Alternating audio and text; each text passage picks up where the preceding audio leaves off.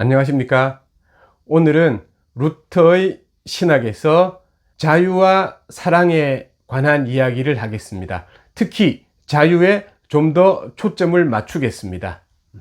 자유의 문제에 대해서는 굉장히 중요한 신학적 주제이고, 루터나 칼빈과 같은 사람들도 이 문제를 놓고 치열하게 많은 고민을 했습니다만, 오늘날 특히 한국의 기독교인들은 이 중요한 신앙적 주제에 대해서 별로 관심을 많이 가지지 못하고 있는 것 같습니다. 그래서 이 주제를 정해서 한번 이야기를 나누어 보려고 합니다. 일단 자유에 대한 이야기를 하기에 앞서서 믿음에 대한 이야기를 조금 하겠습니다. 믿음이란 무엇입니까? 여러 가지 정의가 있고 제가 다른 영상에서도 말씀드린 바 있습니다. 첫 번째로 믿음은 하나님의 선물입니다. 인간이 믿는 것이 아니고 하나님께서 선물로 주신 것입니다. 그래서 믿음은 하나님의 행동입니다. 두 번째로 믿음은 그리스도의 낯선 의를 붙잡는 수단입니다. 믿음 그 자체가 힘이 있는 것이 아니고 믿음은 구원받는 수단으로서 작용하는 것일 뿐입니다. 세 번째로 믿음은 행위가 아닌 것입니다. 믿음은 구원의 유일한 수단이기 때문에 여기에는 행위의 자리가 없습니다. 이 행위의 자리가 없다는 말의 의미를 좀 더 깊이 생각해 보셔야 하는데, 행위의 자리가 없기 때문에 믿음은 인간에게 자유를 줍니다. 더 잘 이해하기 위해서 생각을 약간 극단까지 몰아붙이도록 하겠습니다. 오직 믿음으로 구원 얻습니다. 우리에게는 어떠한 의무도 없습니다. 아무 일도 안 해도 됩니다. 결심 안 해도 됩니다. 어떤 행동, 구원 얻기 위한 행동, 업적 성취 안 해도 됩니다. 어떤 공로 쌓을 필요 없습니다. 아무것도 안 해도 돼요. 그렇기 때문에 우리는 자유롭습니다. 어떤 행동도 어떤 결심도 다 할 수 있습니다. 왜요? 자유로우니까요. 우리에게는 어떠한 강요도 없습니다. 어떠한 의무나 속박도 없습니다. 아무것도 안 해도 됩니다. 그래서 어떤 일이든지 할 수 있습니다. 이것이 믿음에서 나오는 자유입니다.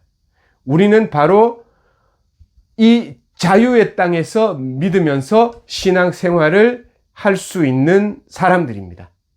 루터는 이와 관련해서 그리스도인의 자유라는 책을 썼습니다.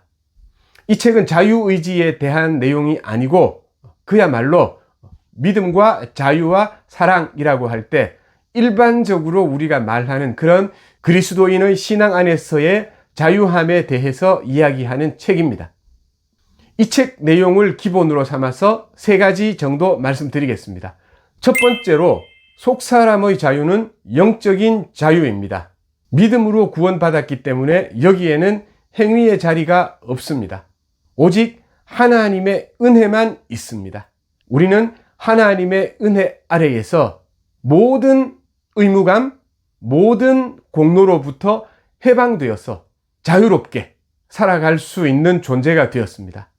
이렇게 구원받고 난 다음에는요, 우리 그리스도인들은 이제 하나님의 자녀답게 살아가야 하겠죠. 하지만 적어도 원리적으로는 이것조차도 의무사항이 아닙니다. 우리는 하나님의 자녀답게 살아가야 하는 것 맞습니다. 그러나 이 하나님의 자녀답게 살아가야 하는 의무가 우리에게 주어진 것이 아닙니다. 자유롭게, 자발적으로 그렇게 하는 것이죠. 순종하지 않아도 우리의 구원과 구원으로 얻은 이 자유함은 해치지 못합니다. 이것이 기본 원칙입니다.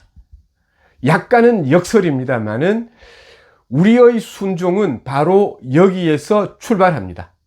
순종하지 않을 수 있는 자유에서 출발하는 순종, 순종하지 않아도 되는 자유에서 출발하는 순종, 그것이 우리 그리스도인들이 행하는 순종입니다. 믿음에서 자유가 나옵니다. 믿음에서 나온 이러한 자유에서 출발해야 우리의 신앙의 집이 튼튼하게 설 수 있습니다. 두 번째로, 겉사람의 자유는 죄 때문에 성화의 과정 동안에 제한될 수 있습니다. 원리적으로는 속사람이든 겉사람이든 자유를 얻었습니다. 그러나 현실에서는 그렇지 않습니다. 현실에서는 죄의 영향력이 우리 겉사람에게 남아있기 때문에 제대로 참다운 자유를 누릴 수 없습니다. 구원의 과거, 현재, 미래 세 가지 시제가 있다고 하잖아요. 우리는 이미 구원 받았습니다. 그러나 두렵고 떨림으로 구원을 이루어 가야 합니다. 그리고 이 구원은 우리가 소망 중에 바라는 것이기 때문에 장차 완성될 것입니다. 이렇게들 말하지 않습니까? 자유도 마찬가지입니다. 이미 우리는 자유를 얻었습니다. 하지만 지금 이 현실적인 신앙생활 가운데에서 우리가 자유를 이루어 나가야 합니다. 자유를 누려 나가야 합니다. 그러나 아직까지 이 자유는 완성되지 않았기 때문에 장차 참다운 자유를 누리게 될 것입니다. 이러한 자유의 진정한 실현을 위해서 우리는 훈련을 하기도 하고 또한 자유를 제한하기도 하는 그런 일이 생길 수도 있습니다. 속사람의 자유는 겉사람의 자유 포기와 종됨의 결단으로 나타나는 경우들이 많이 있습니다. 이렇게 겉사람의 자유 포기와 다른 사람을 위해서 봉사하고 종이 되어주는 것이 어떤 나의 영적인 이익, 나의 가짜 겸손과 연결되면 그건 또 안 되겠죠. 그것이 아니라 진정으로 하나님을 기쁘시게 하기 위한 마음에서 나오는 그런 자유의 포기와 종됨의 결단이 우리들에게 필요하다고 말씀드릴 수 있습니다.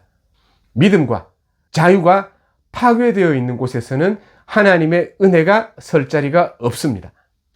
믿음이 있고 이 믿음에서 반드시 자유가 나오고 이 자유의 땅 위에 서야 합니다. 이 믿음과 자유가 올바로 성립되지 않으면 하나님의 은혜는 제대로 작동하지 않습니다. 루터는 유명한 말을 했습니다. 고린도전서 9장 19절 말씀에 근거해서 그리스도인은 만물로부터 자유로운 자유자인 동시에 만물의 종이다 라는 이야기를 했습니다. 그리스도인은 한편으로는 자유인이고 한편으로는 다른 사람을 섬기는 종입니다. 이 역설을 안고 살아가는 것이 그리스도인의 삶입니다. 세 번째로 이 자유를 오용하지도 말고 자유를 제한하지도 말아야 합니다. 자유를 오용하게 되면 반율법주의로 쾌락주의로 빠지게 되고 자유를 지나치게 제한하면 율법주의로 형식주의로 빠지게 됩니다. 이렇게 자유를 오용하는 것과 또한 자유를 제한하는 것의 공통점이 있습니다. 그 공통점은 믿음보다는 비본질적인 행위를 과도하게 중시하고 강조하는 것입니다. 무슨 말이냐 하면요. 예를 들어 보겠습니다. 누군가가 이렇게 질문한다고 쳐봅시다. 새벽 기도는 꼭 해야 돼? 이 질문에 대해서 새벽 기도는 꼭 해야지. 기도는 하나님께서 우리에게 명령하신 건데 성경 말씀에 순종해서 꼭 기도해야지. 새벽 기도는 안 하면 안 돼. 이렇게 말하면 그 새벽 기도라는 것을 굉장히 중요하게 생각하는 거죠. 그 다음에 아니야. 우리는 자유롭기 때문에 그 새벽 기도 할 필요 없어. 새벽 기도 안 해도 돼. 새벽 기도 안 할 거야. 새벽 기도 하지 마세요. 이런 식으로 이야기를 하는 것도 그 새벽 기도를 안 하는 것 자체를 중요하게 생각하는 거죠.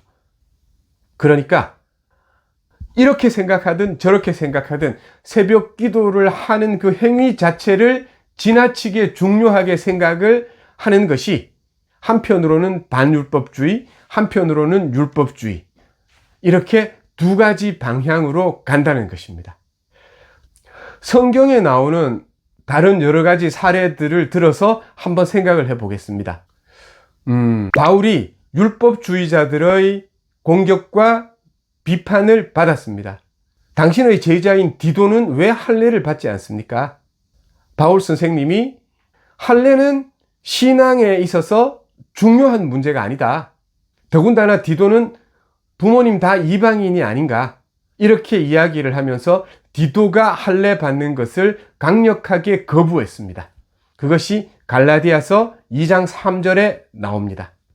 예수님께서 안식일에 제자들과 함께 밀밭 사이로 가면서 제자들이 안식일의 규례를 깨뜨리고 밀 이삭을 잘라 먹는 것을 묵인해 주셨습니다.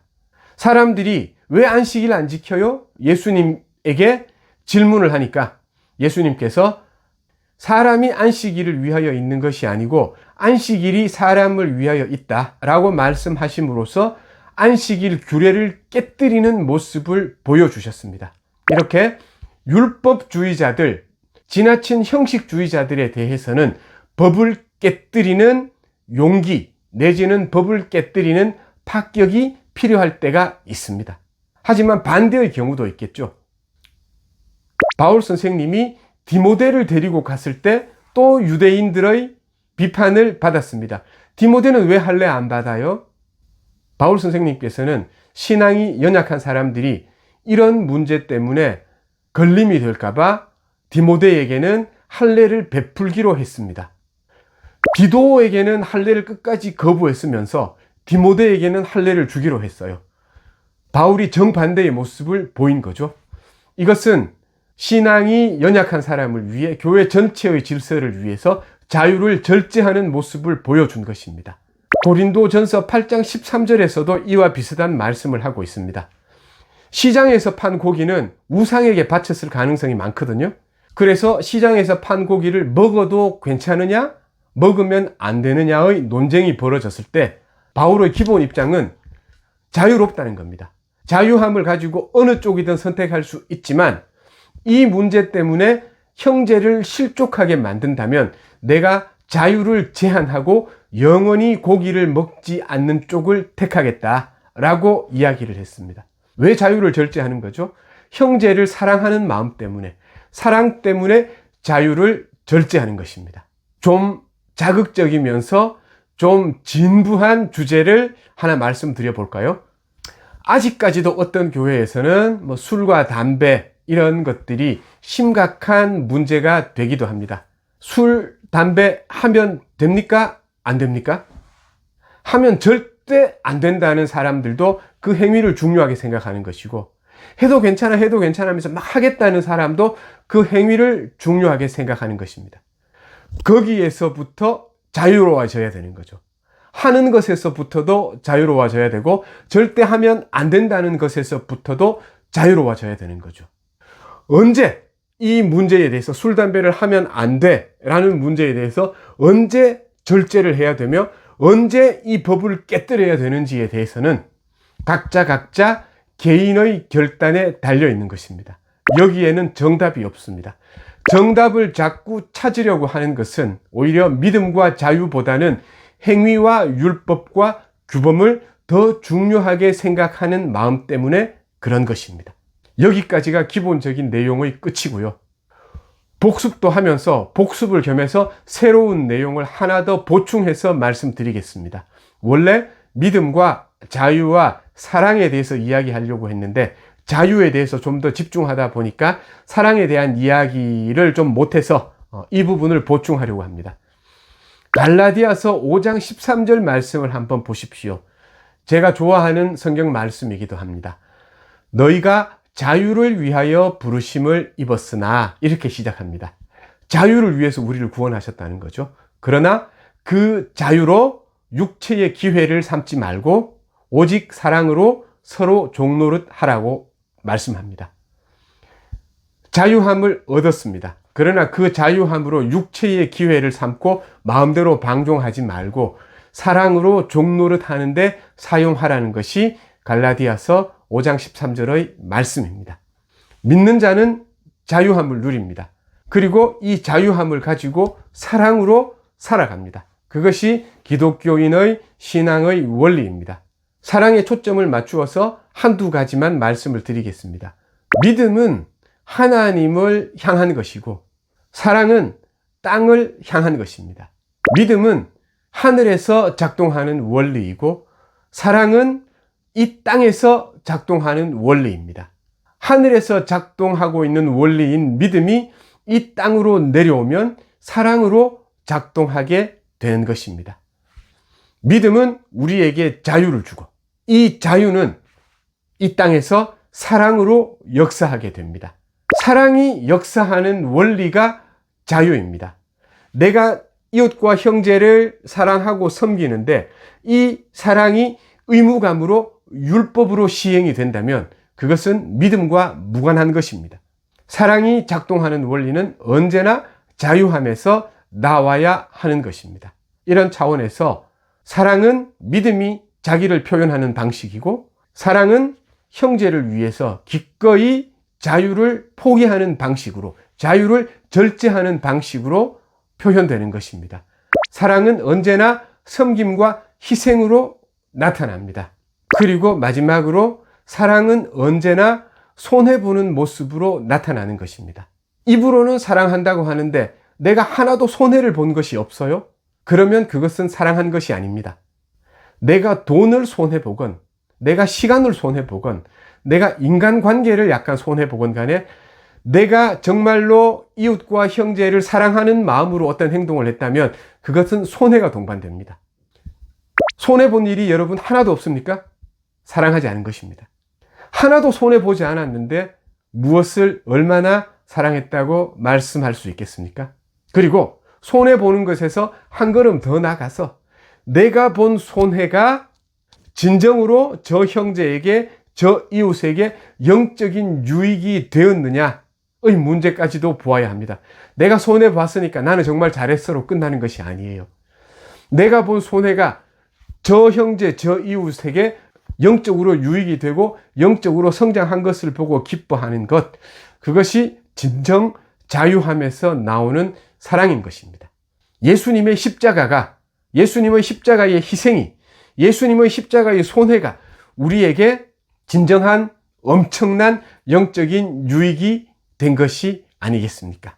이것이 우리의 모범 사례가 되어야 할 것입니다.